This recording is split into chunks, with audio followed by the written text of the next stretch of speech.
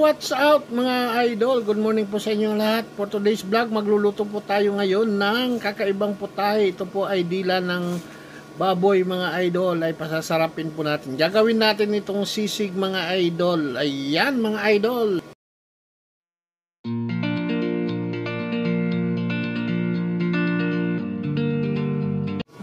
So ito po mga idol, ayan, maggagayat muna tayo ng mga sangkap na ating gagamitin para sa pagluluto natin ng ating sisig na dila ng baboy mga idol. Kakaiba po ang luto tong mga idol. Kung akala nyo ay yung ginagawang sisig ay ulo lang at saka yung iba pa. So ito naman may manok, diba yung iba? Ito naman dila to ng baboy mga idol. Sigurado magugustuhan nyo to mga idol pag natikman yung mga idol. Ayan. Naggayat lang tayo dito ng mga sangkap mga idol. Ito po yung bawang ay hiwain natin ng maliliit mga idol para pag ginisa natin ay maano natin yung aroma ng ng garlic mga idol, ng bawang. So ayan mga idol, pasintabi lang mga idol ha, bawal sa mga bata ang paggayat ng ng mga gulay sa kusina dahil matalas po yung ating mga kutsilyo. So ayan, patnubay ng magulang ay kailangan. Alright, ayan, nagagayat na rin po tayo dito ng sibuyas mga idol. Tingnan nyo yung paggayat natin mga idol. Ayan, o diba, dandahan lang tayo mga idol. Dandahan nyo lang pag hindi pa kayo kabisado. Dandahanin nyo lang ang paggayat ng sibuyas kasi baka mahiwa pati kasama yung mga kasama yung mga daliri nyo mga idol. So ayan mga idol, nandiyan po yung natin, yung ating kutsilyo, napakatalas po niya. So patnubay ng magulang din ay kailangan mga idol. So ayan mga idol, pagkatapos natin maggayat ng ating mga sangkap mga idol, bawang, sibuyas at saka lalagyan rin po natin yan mga idol ng luya para pampatanggal ng lansa yung yung luya natin mga idol. So ayan, gayatin muna natin yung luya mga idol. Ganyan po paghiwa. Ayan, maliliit lang po rin ang paghiwa natin yan para rin po pag ginisa natin ay sumama doon sa mantika yung yung aroma ng ating mga sangkap na ginigisa mga idol. So kailangan din po natin na lutuin ng mabuti yung mga gulay natin na sangkap para magkalasa yung ating mga niluluto mga idol. At isang tip pa mga idol para maging masarap yung inyong mga niluluto ay kailangan po pag nagluto po kayo mga idol ay huwag nyong titipirin ang inyong mga sangkap, yung mga ricado, para po maging masarap po yung niluluto natin.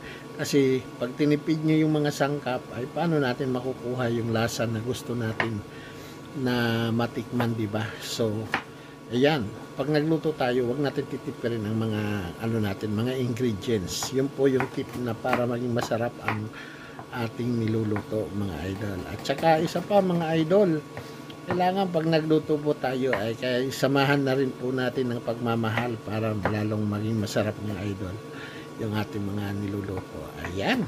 So busy tayo diyan sa paghihiwa mga idol. Ayan, tapos na po yung paghiwa natin ng ating luya.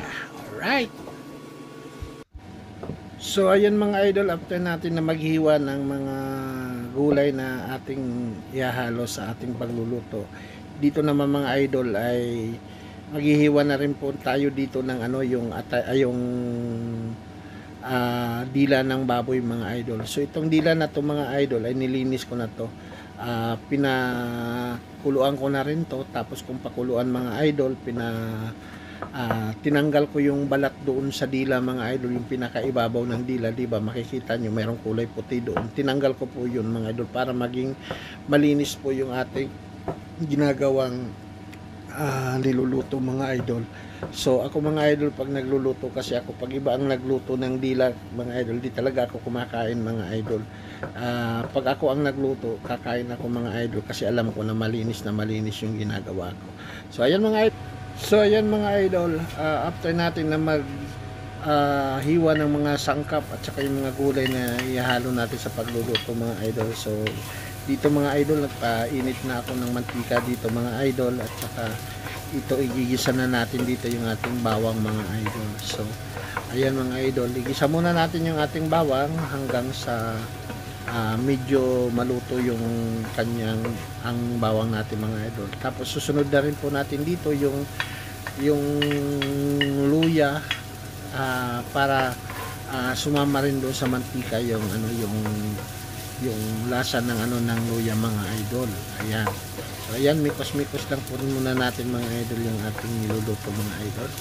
So sunod na rin po natin diyan mga idol yung ating gulay na yung iniwan natin na sibuyas. So ayan mga idol, ilagay natin yung mga sibuyas diyan mga idol. Maraming sibuyas yan mga idol para lalo masarap mga idol.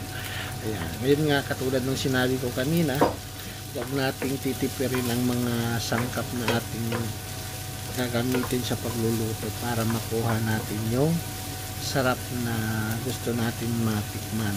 Diba mga idol? So ayan, medyo naluto na yung mga gulay natin mga idol na ginisa. Ito na po yung ating hiniwa na dila ng baboy mga idol. Tingnan nyo, napaka-linis yan mga idol dahil wala na yung kulay puti na nandun sa ibabaw ng dila kanina. Yun po ay tinatanggal ko po yun dahil para maging malinis talaga yung ating dila na nilutuin mga idol. Tulad nga po rin ng sinasabi ko kanina, hindi po ako kumakain ng igado o kung ano-anong luto na part na ng dila ng baboy kasi hindi ako sigurado kung yung paglinis nyo katulad ng paglilinis ko po mga idol. So hindi naman sa masilan ako mga idol, yun lang ang ko talaga, hindi ako kumakain ng ibang nagluluto mga idol. Gusto ko pag ako ang nagluto, doon ako kakain mga idol. So ayan mga idol, minikos-mikos muna natin yung ating dila. Ngayon po ay maglalagay na rin po tayo dito ng soy sauce or toyo. Ayan, so bahala na kayo mga idol magtansya ng kung gaano karaming soy sauce ang ilalagay nyo dyan, para depende yun sa mga panlasa nyo mga idol. So yun lang po yung tandaan nyo lang kung ano yung mga sangkap na nilagay ko. Hindi po to magastos mga idol dahil kunti lang ang sangkap na ginamit ko dito mga idol. So ayan, mikos-mikos muna natin mga idol yung ating dila ng baboy. Ayan, lalagay na rin po tayo dito ng ng garlic powder mga idol. Ayan, kasi wala po akong hindi ako gumagamit ng magic sarap dito dahil unang-una walang magic sarap dito. So nilagay ko na rin po dito yung mga idol, yung tawag nito yung pamintang durog mga idol.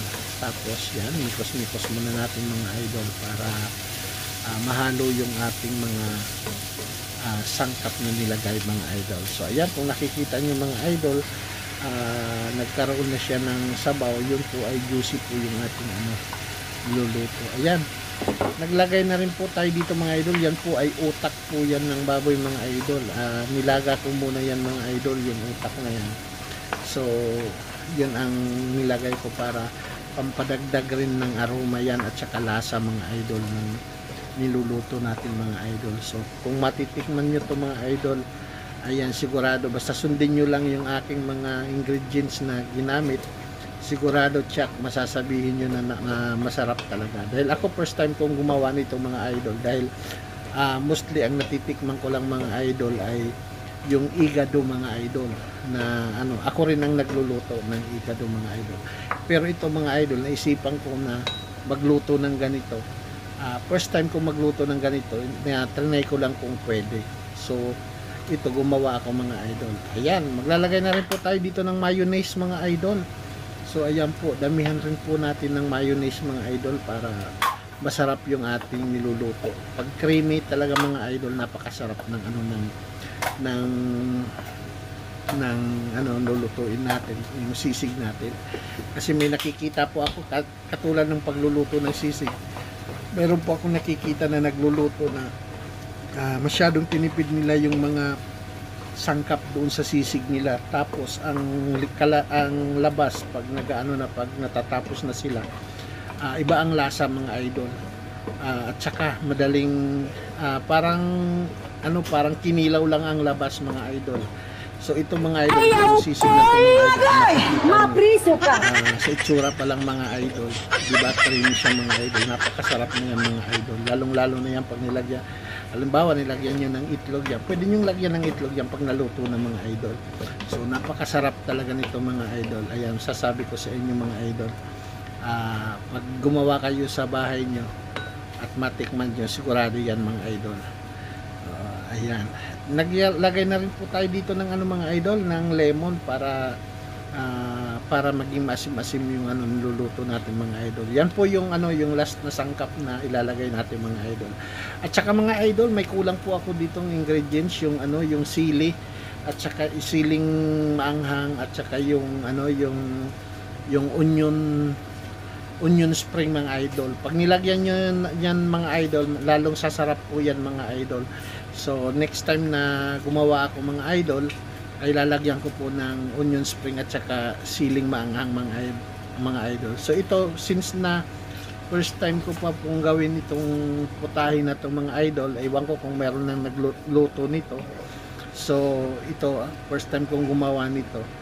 At saka masasabi ko po na napakasarap talaga mga idol. Pwede siyang pang-ulam, pwede rin po siyang pampulutan. The best talaga sa pampulutan to mga idol. Lalong-lalo na sa mga manginginom dyan mga idol. So, ayan mga idol, tikman muna natin ito. Mapriso ka! So, ayan mga idol, napakasarap talaga mga idol. Ayan, sigurado yan, nakathumbs up ako dyan mga idol, talagang masarap yan. So, ito na po mga idol, yung ating finished product ng ating ginawang dila ng baboy. Ayan, sisig po ang tawag ko dito mga idol, pero yung kanyang hiwa ay hindi katulad ng sisig mga idol. Thank you. So ito na po mga idol, tikman na natin yung ating nilutong sisig na dila ng baboy mga idol. Ayan, tikman na natin mga idol.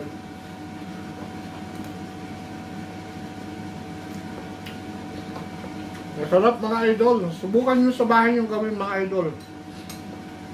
Sundan nyo lang yung ang aking pagluluto mga idol. Napakasarap. Lalagay ko sa description yung ano, yung mga ingredients mga idol.